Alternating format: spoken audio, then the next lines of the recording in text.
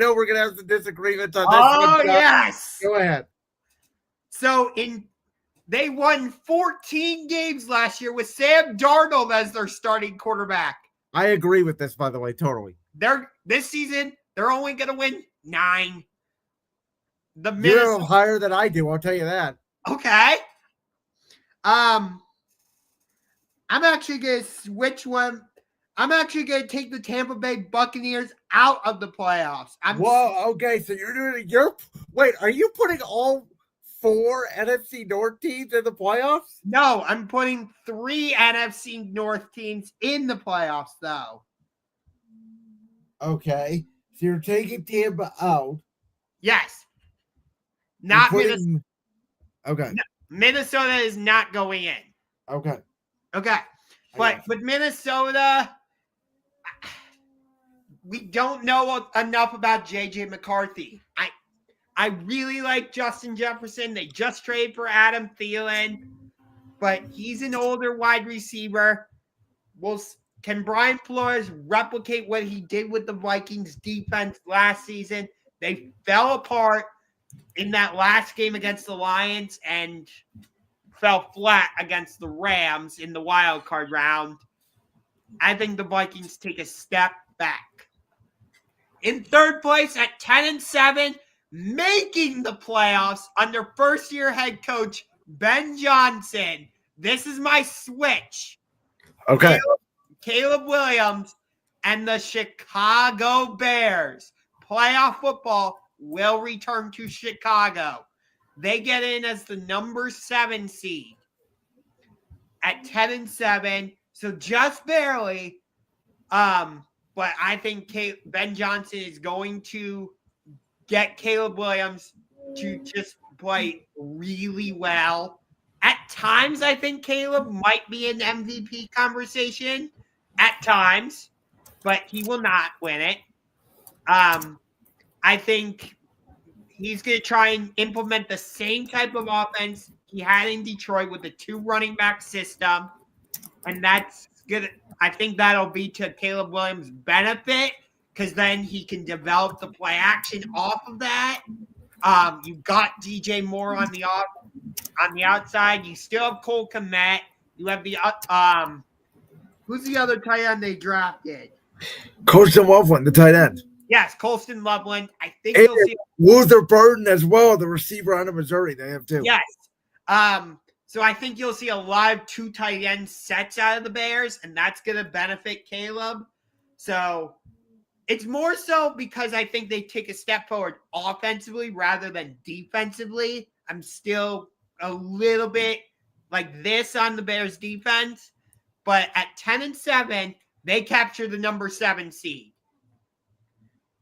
And at 12-5, getting the number 5 seed, they will not win the NFC North this season. Their opportunity to do that, well, let's just say cheese was thrown in their face. Because they're going to lose week 1 in Green Bay. Jared Goff and the Detroit Lions, the fighting Dan Campbells. But I still have them making the playoffs. That's the number 5 seed. But people are saying, oh, they're still going to be really good even though they lost Ben Johnson and Aaron Glenn. Are they, though? I don't know. You have them at 12-5, so you think they are. Yeah, I do. But I think they got off to a slow start because I think it'll take them some time to figure it out on the offensive side of the ball and the defensive side of the ball. But they will get it together and ultimately go 12-5. And then taking the number 1 seed away from the Philadelphia Eagles. At 13-4, the road to the NFC or to the Super Bowl is going through the frozen tundra. Lambeau Field. The team that just traded for Micah Parsons. The team that for the first time in 20 years or whatever drafted a wide receiver in the first round in Matthew Golden. with Josh Jacobs, Christian Watson. Where are thou, Romeo? And the rookie Matthew Golden, led by quarterback Jordan Love, now with Rashawn Gary and Micah Parsons, the Green Bay Packers will win this division. And all the other NFC North teams are going to be like this. Not Green Bay.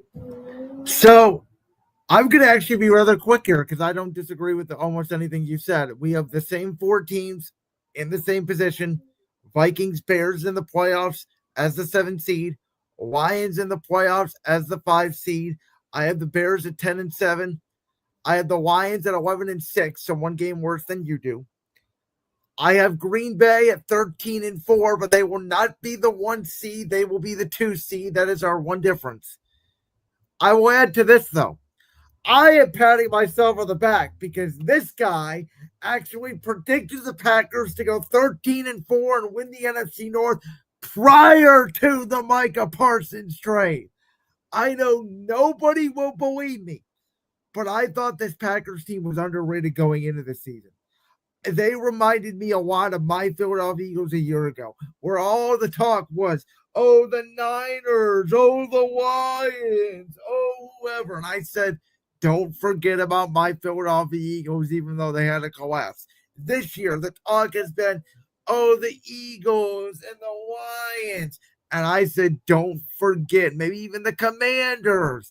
And I said, don't forget about the Green Bay Packers because they did make the playoffs last year. They won 11 games where Jordan Love was most of the year. And Josh, you know I'm not a big believer in Jordan Love. This year, I am going into the season, and I will tell you, even before the Micah Parsons trade, I was very high on this Green Bay Packer team. You can look it up on my Substack where I posted these NFL predictions. I kept the narrative in there that I had for the Packers before the Micah Parsons trade as proof. So I just want to go through the Packers schedule. So that's preseason. Hold on. Preseason. Week 1, Win. Lions. Win. I agree. Week 2, Thursday night football against the Win. Commanders. At home. Okay. I agree. Win. Win. Win. They're still 4-0. 4-0. I agree. Bye week. Win. Agreed. This is where I have them my first loss. Really? This is a sneaky one. Please explain. At Arizona, West Coast game. I already talked about Arizona is going to be a playoff team. This is a game that they're going to need to win. And surprisingly, I have them losing their first game the following week on Sunday Night Football in the Aaron Rodgers Bowl in the Steel City. See, I have a different take. I think there's no way they lose that game. I think that's a blowout for Green Bay. I think Aaron gets embarrassed that game on Sunday night. I think Pittsburgh's defense shows up. Okay. Week 9, Carolina. Look out for this game. Carolina has played them pretty well the last few times. That's fair. I still like Green Bay, though. I agree. This game decides the number 1 seed in the NFC for me. This is the biggest game of the NFL schedule. Without a doubt, I am going to find my favorite spot on the couch, and I am not moving my ass. So, spoiler alert here. There's no way I'm picking against my Eagles. Come on. I wouldn't be surprised if the Eagles run at least 20 tush pushes just to shove it in the Packers' face. And there's Tom Grossi, by the way. Shout out to him. Obviously, win. Yes. Win here at home against Minnesota.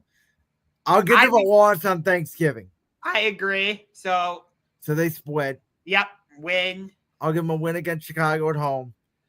I have them going into Denver and winning this game. I have them losing this game. Okay. So I have them losing at Chicago. I think they split with Chicago. This is the other game that I'm circling with a big red circle. this Baltimore game. I have them winning the Baltimore game, and then I have them winning against Minnesota. I have them sweeping the Vikings. Okay. Interesting. So that's where I have them at 13-4, and I have them, as I mentioned, as the 2 seed because the number 1 seed in the NFC needs no introduction. No, they don't. I know who you have as the number 1 seed. I know they're the defending Super Bowl champions. I get it. I just had the Packers being 1 game better than them. 1. So there's no need to spoil it. Obviously, we know Philly's in first. Who is second through fourth? At number 4, at 2-15, tied with the New Orleans Saints for the worst record in the NFL. It's not the Dallas Cowboys, though. It's the New York Giants.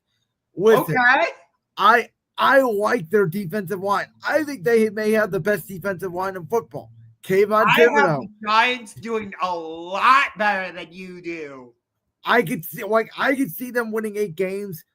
They have Kayvon Thibodeau. They have Dexter Lawrence. They have Abdul Carter. And they have Brian Burns. Here, and they have Malik Neighbors, and they have Russ, and they have all that. Here's my issue. Does Brian Dable even last till October? Look at that schedule for the Giants, Josh, and try to find me 4 wins. Let's pull it up. Pull it up. Because I try to find it. Like I said earlier, this is really fun doing this with you, of pulling up team schedules and going through them. We should do that more throughout the season. I'm not even kidding. I'm open to it, but go ahead and pull up the Giants schedule because find me 4 to 5 wins. I cannot find them. Okay. Period. Giants. At Commanders, loss. At Dallas, to me, at home, give the edge of Dallas. That's a loss to me. See, I have the Giants winning that game. Okay. Kansas City at home. There's no way. There is no way. There is 0% chance. 0. Giants home opener. No. 0. I disagree. I got the Giants winning. No. Just no. That's the worst take you've said all day. No. 0. Loss. That I agree with. Win. Yes. Loss. That is an easy loss. Loss.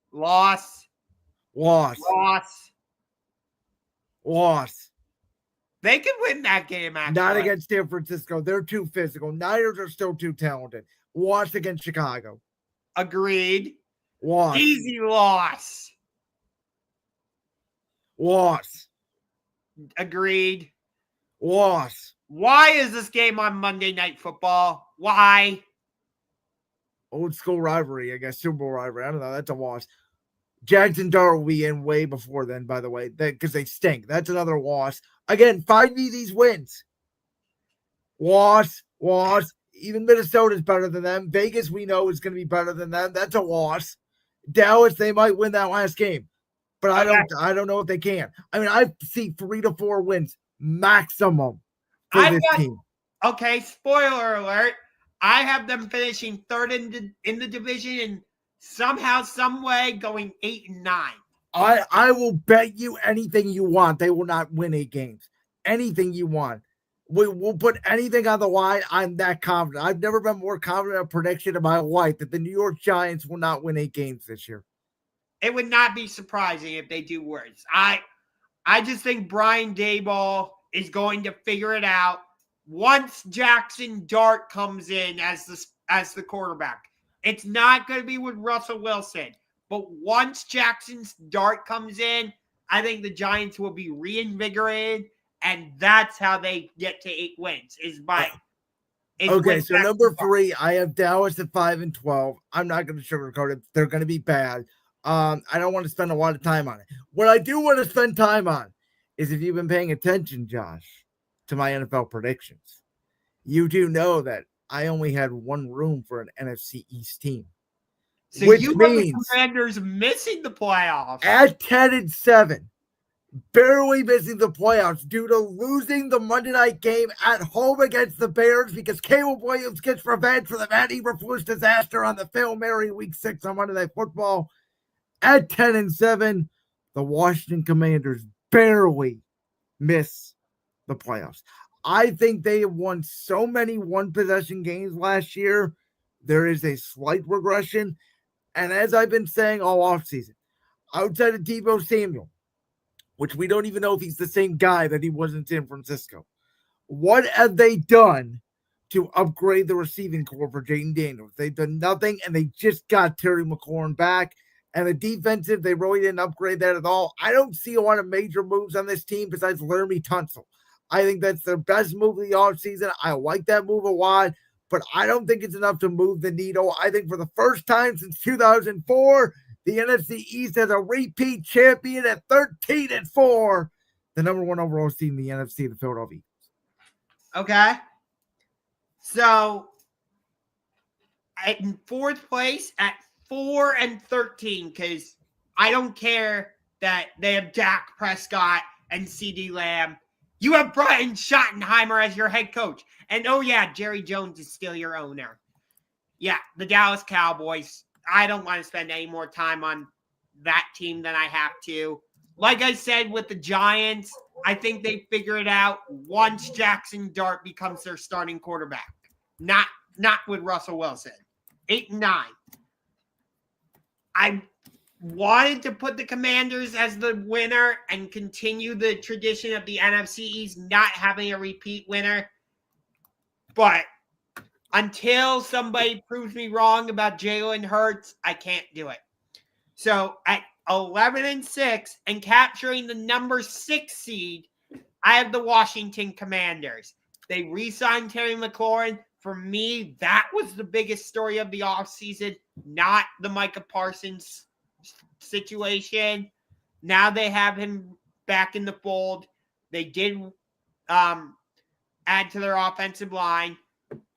And I like Jaden Daniels. But come on, the Eagles are the defending Super Bowl champions. You're not just going to take them out that easily.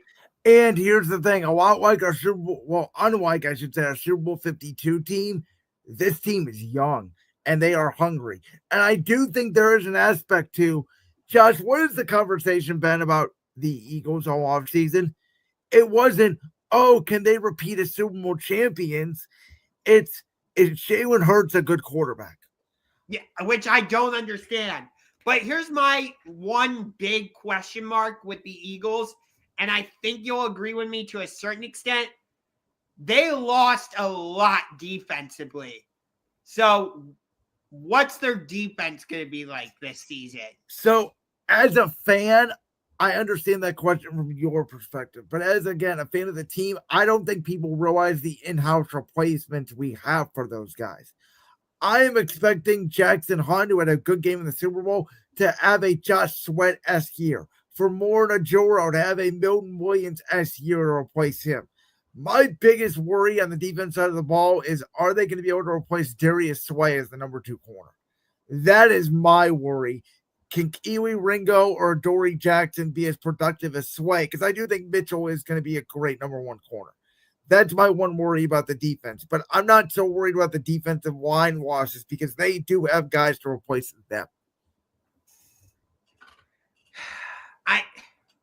I understand that, but you lost the likes of like Josh Simmons, right? Josh Sweat. Or yes, Josh Sweat.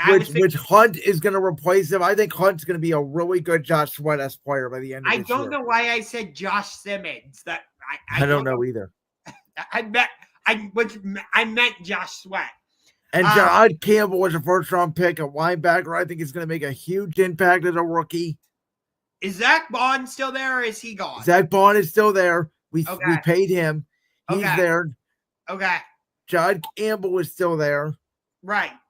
But that's my big question. As a fan and as a general analyst, is your defense.